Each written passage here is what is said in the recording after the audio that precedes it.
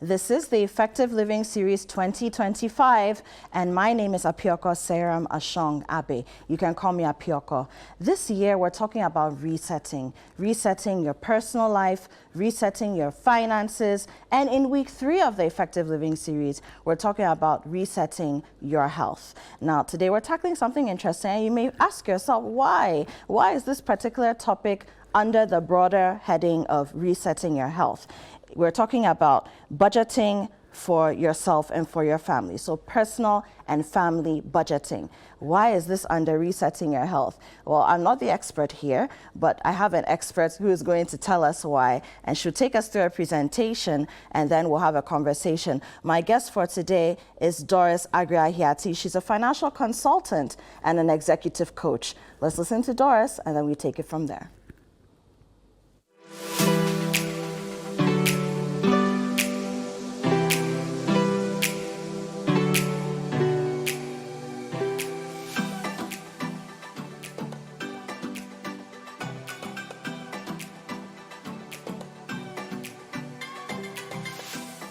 Thank you very much, and Happy New Year to all our audience that year in, year out are learning with us through Effective Living Series. Thank you, CTFM, for bringing the show every year. And like Apioko said, today we are going to be looking at personal and family budgeting.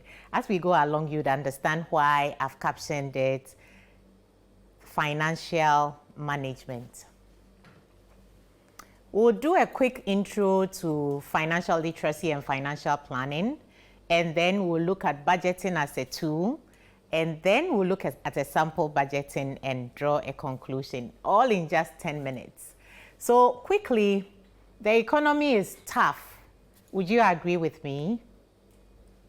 Ends are not meeting when we talk about making ends meet. And the World Bank's Poverty, Prosperity and Planet Report 2024 confirms that there are 700 million people on the face of this planet. That's about 9% of people that live daily on less than $2.15. Okay, so 15 cents.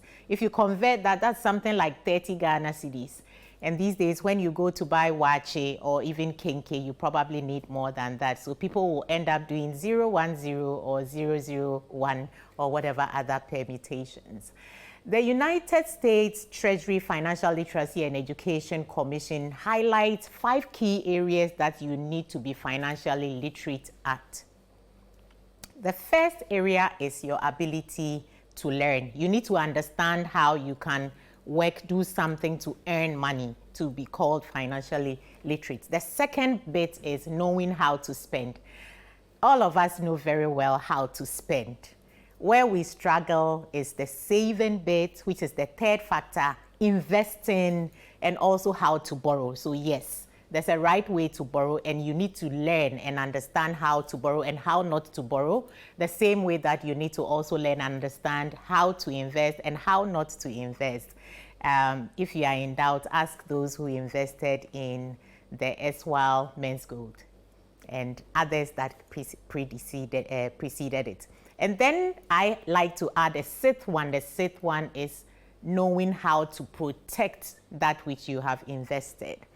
So importance of financial literacy is what empowers you to be able to meaningfully partake in economic activities. If you are going to be able to go and come, be able to earn something for yourself, be able to spend it wisely, and to save, invest, borrow, and protect that which you generate, it requires financial literacy. And once you understand these 5+1 aspects of financial literacy, you help to address challenges that we have in the labor market, i.e., you may learn a trade or a skill which then fills a gap that we have in the labor market. Quickly going on with the introduction, the reason why I started with financial planning and not straight away to budgeting is that budget is a tool, and we use that tool to an end. One of my favorite tools is a hammer. You just knock it on a nail and it disappears, level it nicely. So before you can use that tool of budget, you've got to have some vision, some dream, something you have set for yourself for the future or for the immediate time. It may also have different touch points, as in it may be a single event that you are dreaming about, maybe a wedding, a building project. So for the horizon, we are thinking long-term, short-term aspirations you have. And then we also have your motivation. What is it that is driving you to have a need to use a budget? So you must have a vision and you must have your reason why you want to embark on the action. If it's a building project, why? If it is a higher education you are getting, why? You need to have that motivation, and it must be relevant to your circumstances. Don't go chasing after dreams that will not benefit you or your community. Then it's important for you to take a look at your resources. What do you have that is going to help you to achieve that dream? Once you have these resources and you are armed with financial literacy, you've taken stock of your assets and also your liability. You understand how you are able to generate income, financial wealth, and you have built the character of discipline and diligence in focusing on what you're about to do, working towards that vision or dream that you have, then you are ready to budget. So budget is a tool. In this toolbox I picked online, it says the 50 tools that everyone should have. 50 tools everyone should have. And I like to focus on where the balloons are. And I say the only indispensable tool that everyone must have is the budget tool. So quickly we go on to the budget tool. If we are going to use the budget as a tool to help us journey towards our vision, whatever aspiration we've set for ourselves, financial goal, it's important that we are mindful of the barriers because they could hinder us from going forward to achieve whatever aspirations that we have. And I believe that they are all encapsulated in financial literacy. They manifest in our culture. We have a culture of interdependency where I expect my uncle, my auntie, my niece, my nephew, my children to take care of things for us. And so we fail to have our own financial visions and to plan and work towards them. Then we also have the aspect of values. If you don't play ball, if you don't support your auntie, your uncle when they come knocking or calling, you might be labeled as selfish or uncaring. We have social aspects of it as well. When we sit down to chat, when we sit at the table, when we attend funerals, what are the conversations, what are the table conversations that we are having? Does financial issues come up? And when they come up, how do we handle it? Do we share insights? Do we share new understanding we've gained about some financial assets, investment options, some risk and how to mitigate that risk? Or we just talk about people and what they are wearing and essentially gossip? Interest in financial matters and understanding and readiness to invest time towards financial literacy will go a long way to help us overcome the barriers to using financial planning appropriately. And then we also have the legal aspects. What understanding do I have that when I have undertaken these economic activities and I have generated some financial asset or resource, that legally the ownership will be vested in me? This could serve as a motivation for me to work my way towards it. If I'm uncertain that the ownership in those resources, those assets that I've worked hard and toiled for, will not be vested in me, I probably would not be happy to work towards it. I'm jumping right away to different types of budgets. We couldn't touch on that, but I'm sure Apioko will handle it nicely. There are different ways to budget. We have the 60-20-20 rule by Scott, and we also have the 50-20-30 rules. I'm sure in the conversation we'll delve deeper. We have the discretionary and the non-discretionary, and then we have the aspect that will go into savings and investment. That's the last number that you see in the 3 figures stated. I like to highlight that your estate planning and legacies are important for you to pay attention to. Most of us skip it. This is a sample budget. For an individual or for a family, this will be a very small family or a very low income. The essential part that you would see in the budget would be where money is coming from. And the other side is how money goes out of your coffers.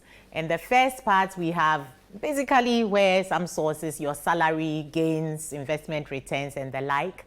And then we have the expenditure also outlined there, the food, etc. Those in the first bold are the non-discretionary. You don't have a choice to say you are not eating. And then we have discretionary, where you can decide to have zero there. And then we have the other side that will go towards investment and the future. We can end it here, Apioko, and then head into the conversation. Thank you.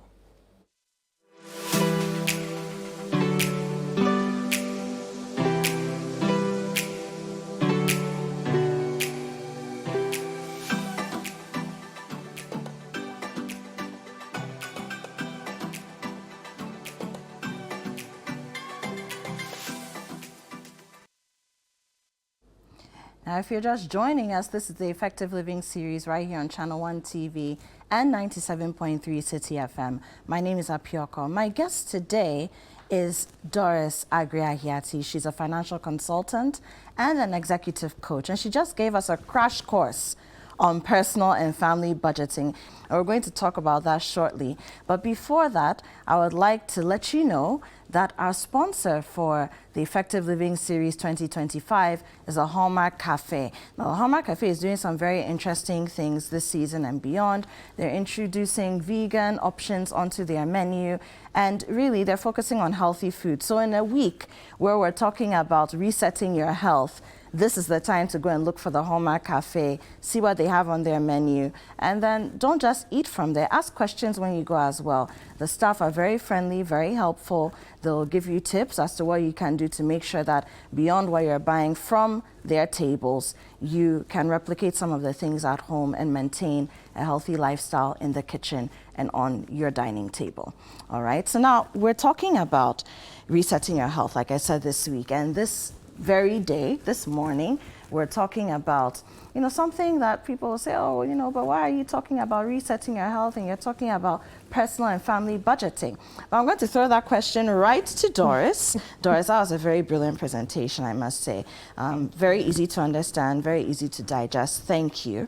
But why would it be important for an individual or a family to budget where their health is concerned? How can it affect you, in terms of your health? So there's a popular song in Ghana that says Sikaye Moja.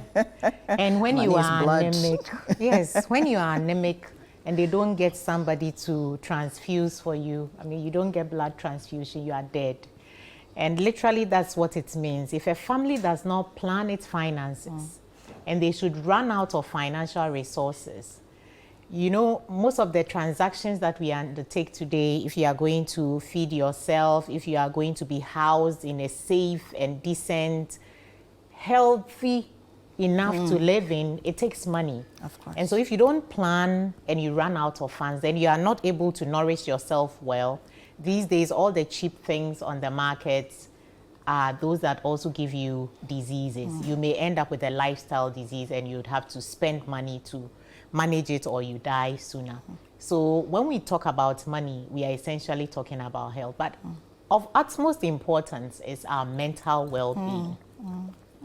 There is so much stress that people go through, so much untold difficulties, sleepless nights that people are going through because financially they are not okay. Right. Even their performance during the day is impacted because their finances is impacted. Stress, heart rate, hypertension, all these things can directly be attributed to how much funds or how financially free you are. So essentially, you can't talk about finances without talking about health. I had on one of our departmental meetings, programs departmental meetings a few weeks ago, I asked, the team, how are you doing? And a number of people said, we are financially sick. So, no, but you're very right. Yeah. If you don't know where your next meal is coming from, you don't know how you're going to pay your rent, it expires in the next month, you'll have sleepless nights, and that affects you. That affects you. But Doris, you mentioned a number of very interesting things, and I want to touch on one of them for the beginning. The components of the budget. for the family, I'm even looking at on the screen now, food was one big thing. Like we said, your accommodation.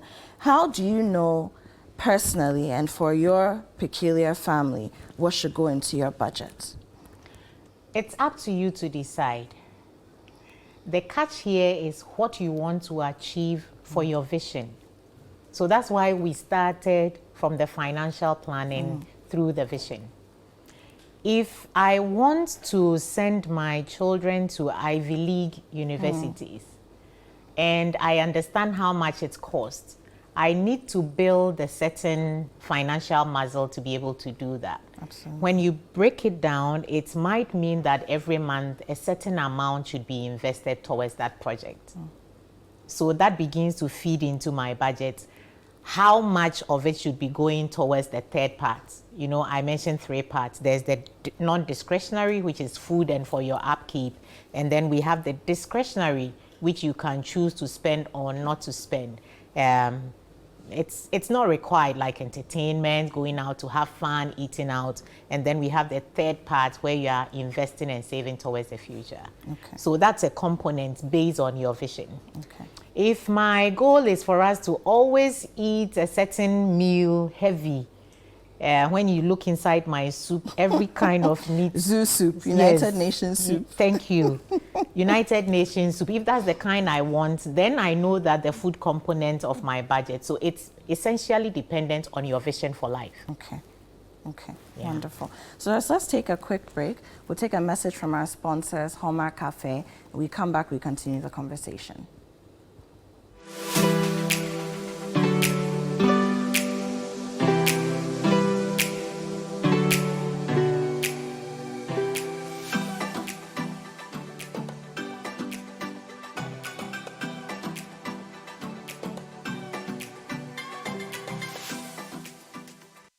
This is your chance to be served by a robot at Accra's premier destination for fine dining, Hallmark Cafe, located in Jowolu, just after the Allied filling station. It's the perfect spot for delectable pastries, desserts, hot and cold beverages, as well as a variety of continental and local dishes to satisfy your cravings.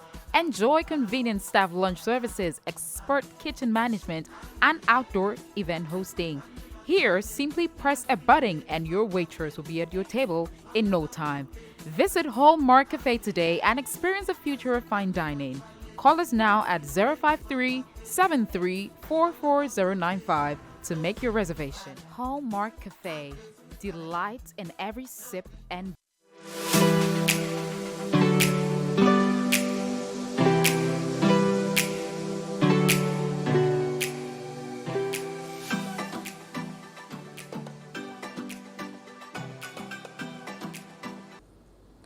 Welcome back. It's still the Effective Living series right here on ChannelOne TV and 97.3 City FM. My name is Apioko.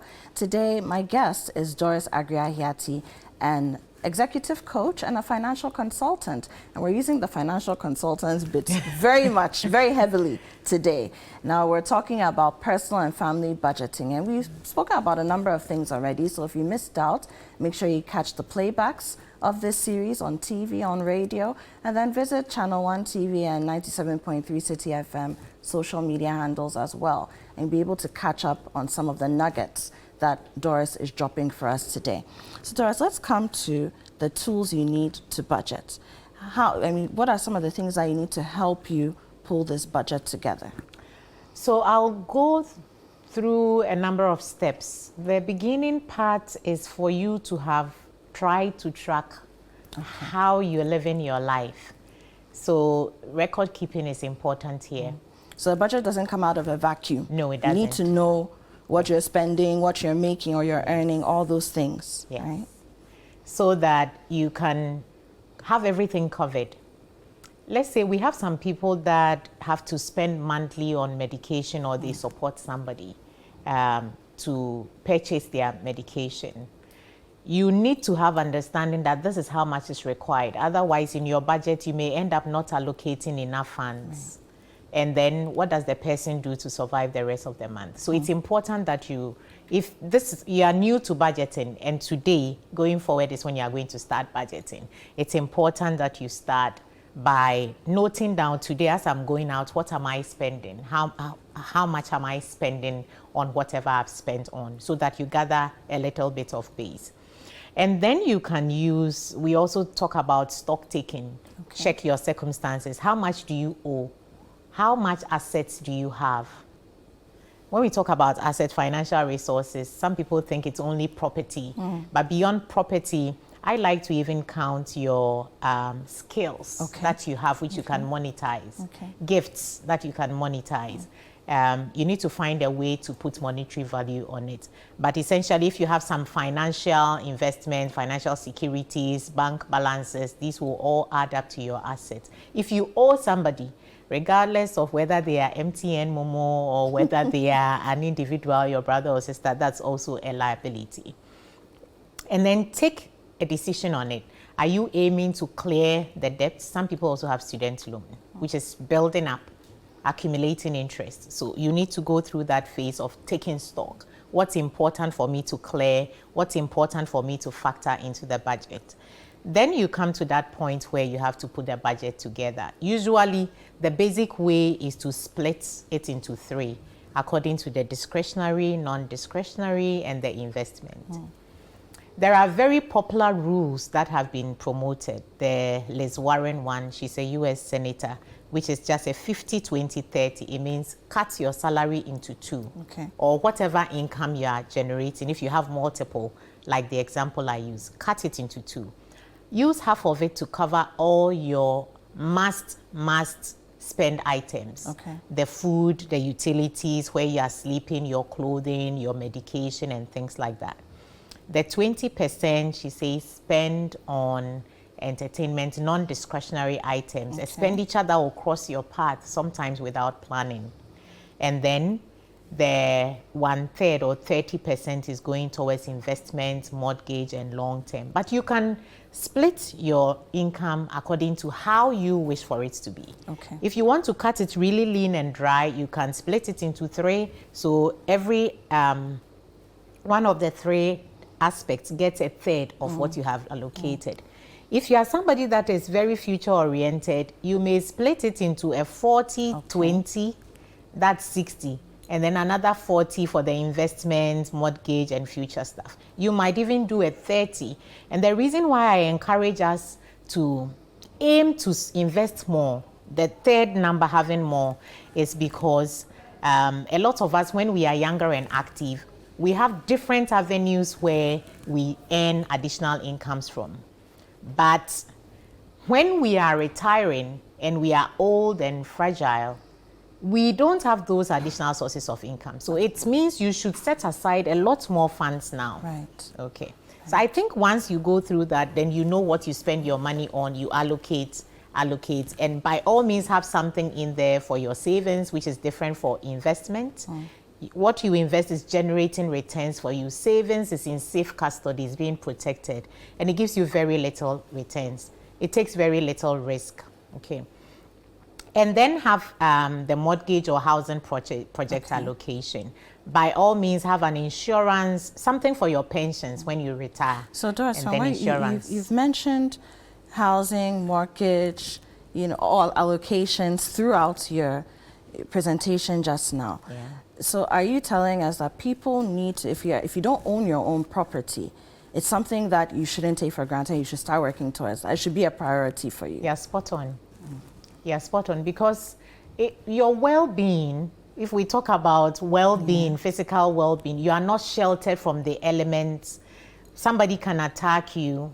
You are prone to all the dangers out there. If there's flooding because you are sleeping on the streets, you can just be swept away. If there's fire, armed robbery, infections, housing and shelter it's a basic human need. It's a basic human need. So if you are renting an apartment now, you should have a plan. Ghanaians have this thing they call dream house, which ends up becoming an albatross. It's not financially prudent for you to have all those mansions. Well, there's a saying that goes that your first house will not be your dream house. Anyway. Some people take forever to put up that because they're looking for their dream house. Yes. So I think that standard 2-3 bedroom house, and there are a few of them by the real estate companies. If you are able to sign up and be using your rent to pay down that real estate property you've moved in, you get value for the rent you are paying. Otherwise, every month you pay the rent or you pay 2-year rent. When the 2-year period is over, you have nothing to show for it. So that I thought I should chip in when it comes to wonderful. the housing bit. Okay, so now I want to talk very briefly, because we are running out of time, budgeting for your health. Yes. We've mentioned medication, so that could be for yourself or for a member of your family, nuclear or extended, who is depending on you for regular medication to stay alive, really. But in general, wellness, health, how should we budget for that?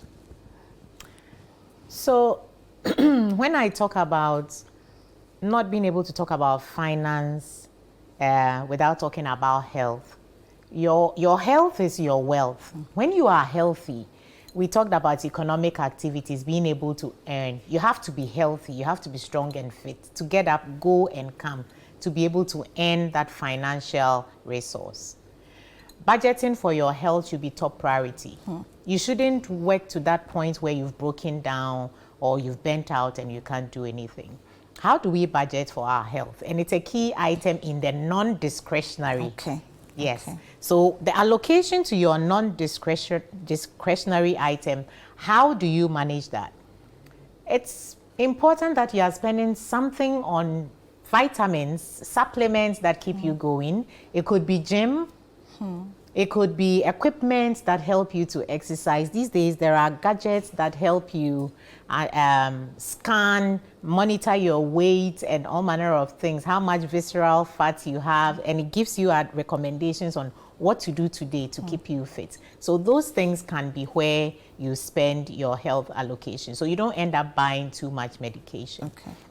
Again, when it comes to the food side, what food choices that you are serving on the family table is important, because if you put junk in, it's a garbage in, a garbage out kind of thing. So you pay attention to where you spend the food budget, and it will have a lot of benefit for what you get out of the health side. So you don't have to end up spending too much on the health side. And there are basic healthy items that you can put on your plate, like legumes. We are always advised to have more vegetables than the starchy stuff. We are advised to monitor the oils and the fats, to have more fruits, to have nuts. So paying attention to these things, not necessarily so much red meat. And then there is recommendation for more fish. Sometimes the dry fish, we think poor people eat these things, but it turns out sometimes the poor people or the rural, they are being healthy. Yes. And it's nice these days to see people go over 100 in the villages and elsewhere. So we can learn from them, learn from how they have done their budgeting, what they have prioritized in their budget, and would be able to live long. I think ultimately, if you know your destination, the plan, where you want to get to, and you are taking steps towards that destination, it frees you up from stress, including financial stress, so that your health is not compromised. Wonderful. Doris Ahiati, thank you so much for joining us today. She's a financial consultant, and she's also an executive coach, and you should go find her. She's on LinkedIn.